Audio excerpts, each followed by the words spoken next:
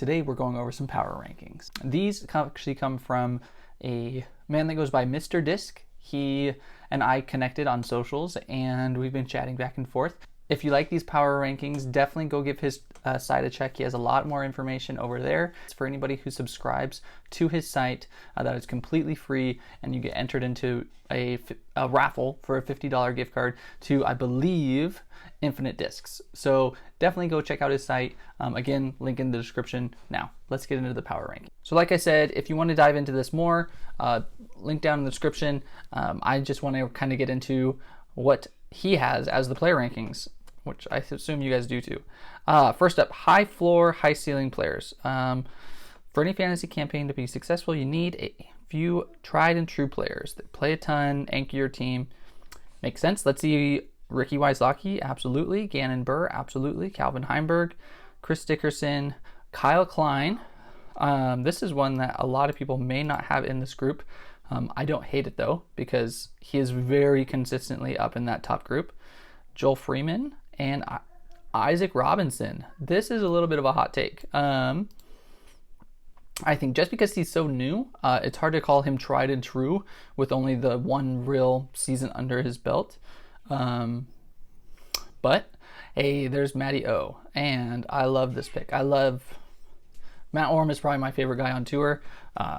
Super consistent, and he doesn't get the respect he deserves because he hasn't pulled out a big win, which, I mean, fair. You got to win some, but his consistency is incredible. Simon Lizotte.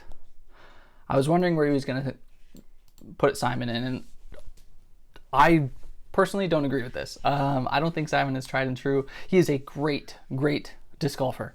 But I do think his 4 wins last year were, I don't want to say a fluke, because he's very, very good.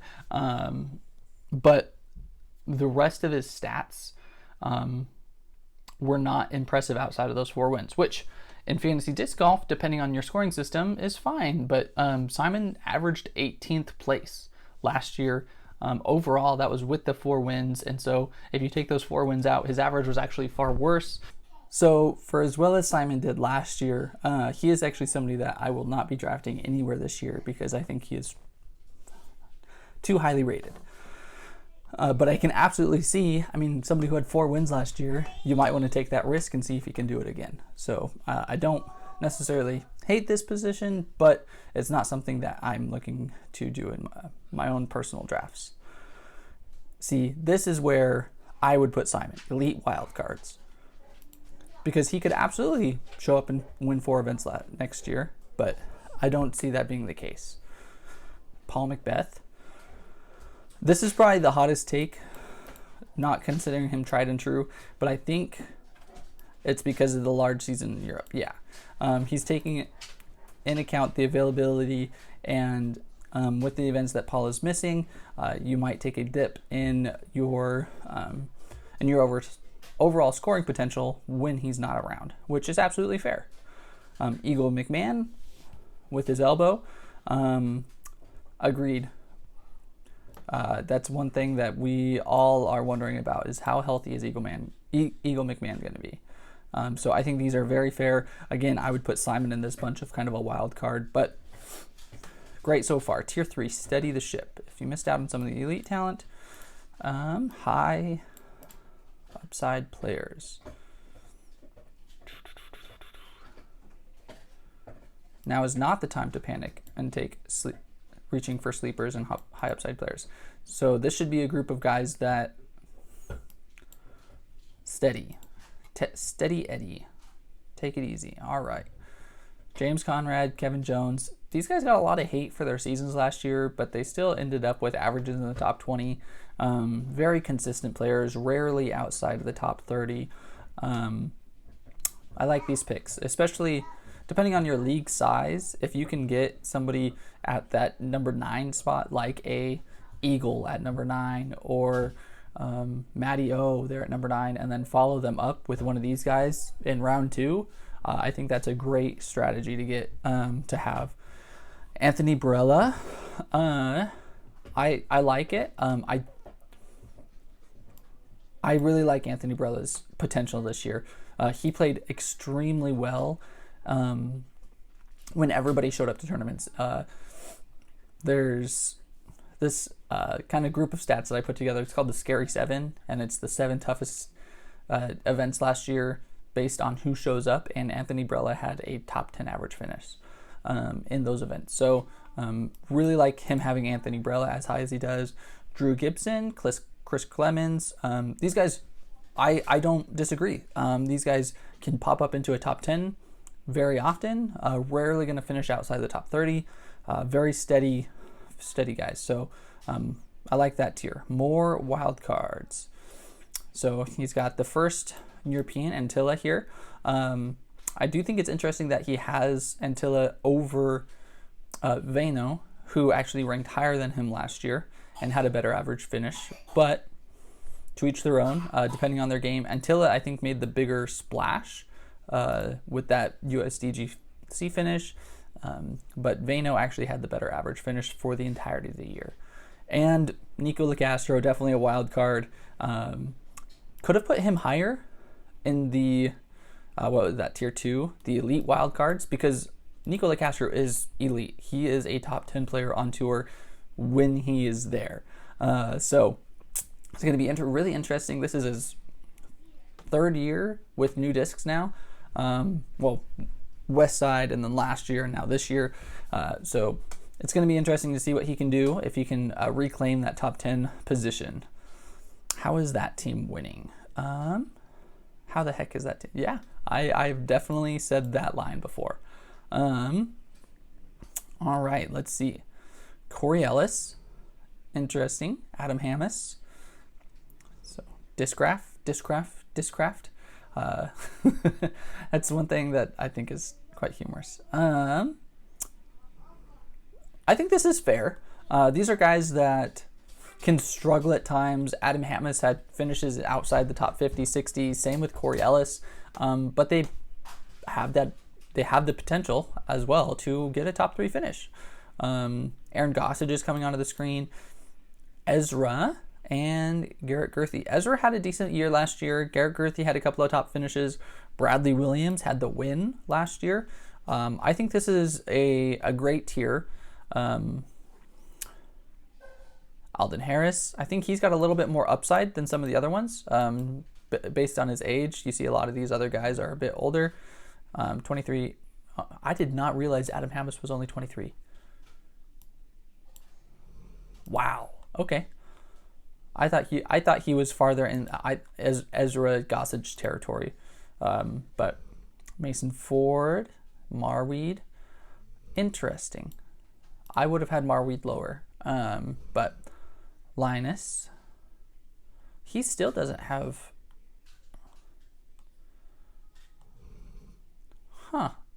He still doesn't have. I'm interested to see where he has Vino. All right, going down still.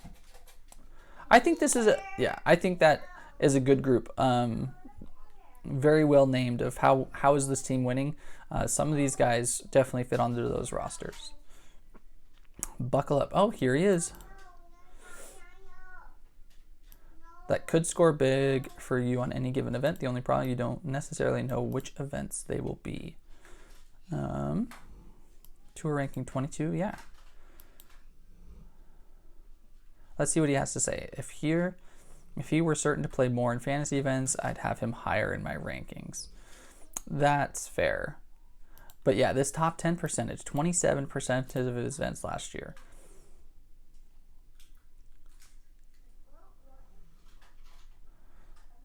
Yeah, so very good player. That is the thing that you have to worry about with the European players, is how much they're actually going to play. But Vano is a guy that I'm targeting in drafts this year. Albert Tam. Emerson Keith, same thing. He's not somebody who tours full-time. He does play in a lot of events, but there is an opportunity for him to miss some. Hebenheimer. This guy, oh my gosh. So I just did a video guessing players, trying to guess players just based on their stats. And this guy threw me for a loop. He was top 6 in C1X in regulation, and I think it was 16th in Circle 2 in regulation, which are phenomenal numbers. I mean, you see him here at pick 32. With those numbers, he should be much higher. But his putting was 115th, I think. Like, it was absolutely abysmal. If his putting can improve at all, he should be able to make a substantial jump up in the rankings this year. So he is definitely somebody who fits this. He's going to be streaky, I think, with his putter. So when he's on, I think he's going to have great tournaments. If his putter's not working for him, it's going to be tough. Andrew Presnell, Thomas Gilbert, Greg Sparsby, all fair. All very up and down players. Brody Smith in here, I think that's fair. He was able to have better finishes this past year in 2022 than 2021. Looking to improve again. He has done a lot of work on his body over this off season, dropping 20 to 30 pounds.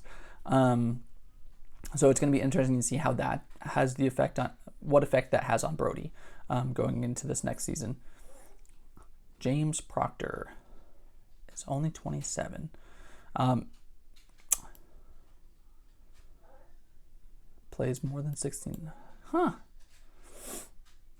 This is James Proctor is one of those guys who everybody said as soon as he tours full time, we're going to see his potential, and we've seen that potential. Again, it is still one of those things that you never know how many events he's going to show up to, but he is a very, very solid player.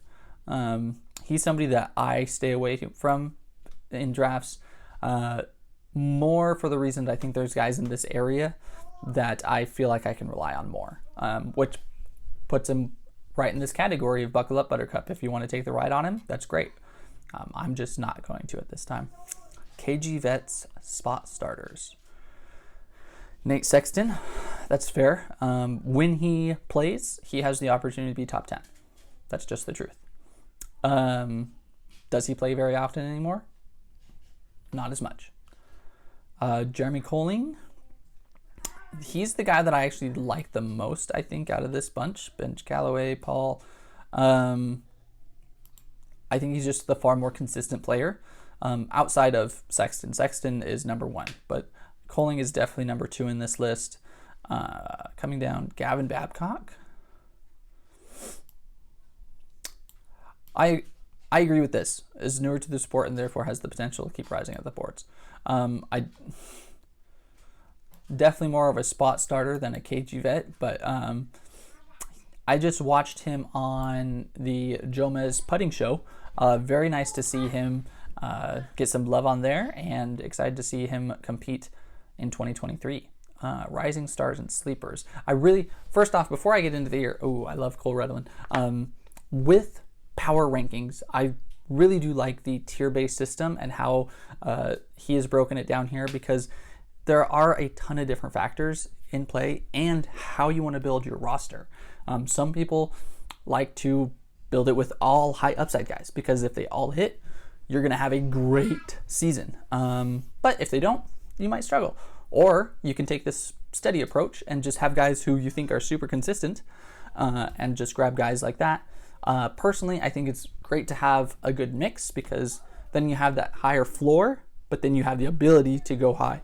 And hopefully those times where guys flop, you're not hit as drastic, because you have guys that are going to finish well week in, week out. So having it tiered out like this and having them be grouped together, I think is a great way to look at power rankings and not just a 1 through 50 list.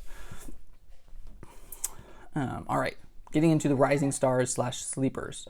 Let's see who he has here. Cole Redlin.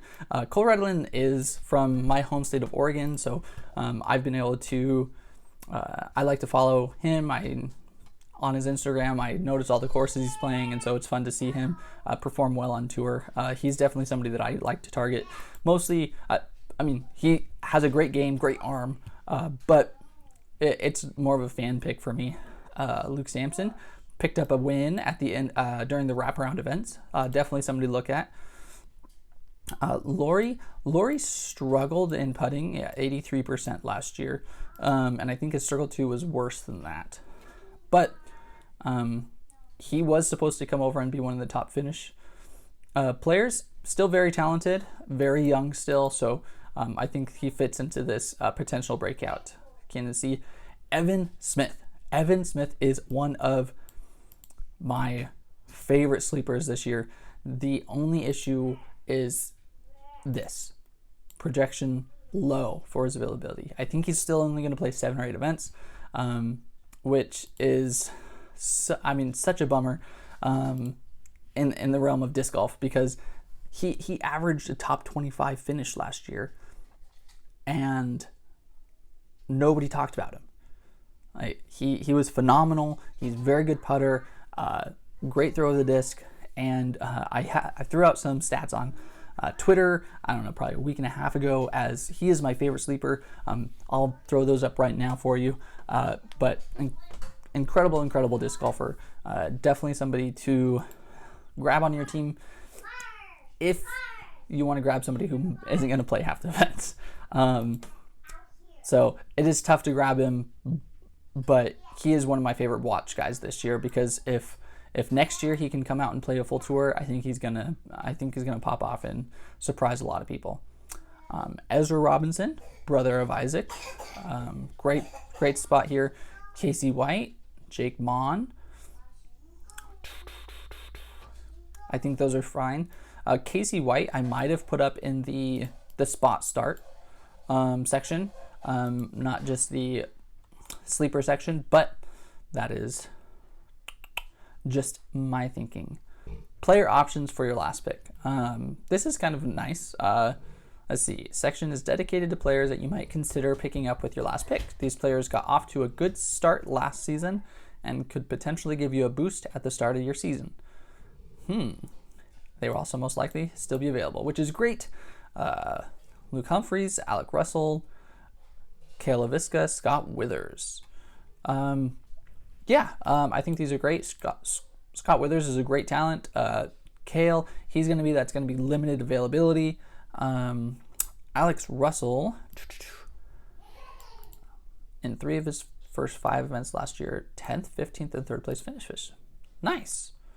Don't know how he did the rest of the year, but that was far better than I expected. That's interesting. Honorable mentions. Let's see who he has here. Chandler Fry, Tristan Tanner. See, this is a name that I was waiting for. 2 of them, actually. Kramer as well. Gavin Rathbun, he's had to deal with injuries, but he is a great player. So if he can stay healthy, I think he deserves to be on a roster. I would put him in the, truthfully, probably like the 20 to 30 range. So drafting him in like the 3rd or 4th round, I think would be great value for your team. Kramer was able to pop off over at the European Open last year. Definitely interesting that he didn't have him higher on this ranking, I think, personally. I really like his game. Matt Bell, Oakley, Hancock, Robert Burridge. Yeah, Burridge is another one of those names that I think he could have fit in like the sleeper category. I think he sits above the other guys that he has listed here. But like I said, if you like this at all, he has a lot of information in here. Please, he has more information on his site about disc golf in general, about different things that he has interests in within the disc golf realm. Head over to his site. Here, I'll click into it for you. Maybe, yeah. You can subscribe here. I'll just show you some of the different things real quick. Blog, courses, products. He has a full site of content, whole bunch of stuff. Please go over there. We've touched base a few times, and he just loves the game of disc golf. And it's great to support these people who just love the game and want to do everything they can to support others and give out good content. So for free, and actually possibly giving you money. So head over there. Thank you for going through these power rankings with me. I hope they help you in your drafts this year. We're only about 10 days away from the start of the season. Enjoy the All-Star Weekend, and I can't wait to watch Las Vegas Challenge open up here in a week. So good luck this year at Fantasy Disc Golf, and I will see you in the next one.